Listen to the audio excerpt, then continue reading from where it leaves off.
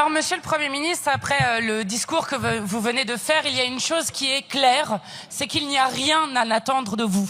Il n'y a rien à attendre de vous parce que vous venez d'expliquer que c'est nous qui serions en train d'abîmer la démocratie représentative, mais c'est vous, au contraire, qui abîmez la démocratie lorsque vous refusez de respecter le résultat des urnes.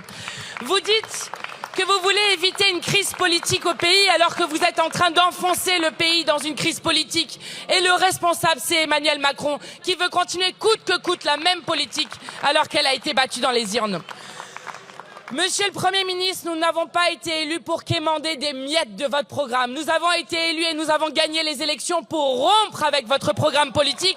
Et c'est vous qui êtes en train d'appliquer votre programme, tout votre programme, rien que votre programme.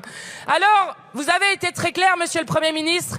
Vous dites que vous avez abandonné le 49.3, mais vous êtes un 49.3, vous tout seul, puisque vous refusez de nous laisser voter sur l'abrogation de la retraite à 64 ans.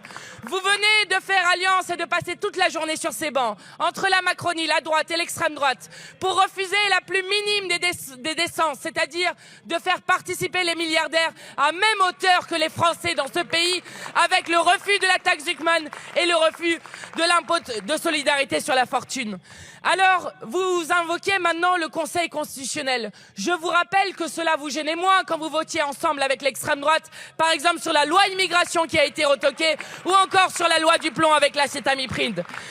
Enfin, vous dites, Monsieur le ministre, le Premier ministre, que vous abandonnez le 49.3. Mais vous ne voulez jamais répondre à la question de savoir si vous abandonnez le super 49.3, qui est celui des ordonnances, qui permet de reprendre le texte initial, ce qui fait que nos travaux ne servent absolument à rien.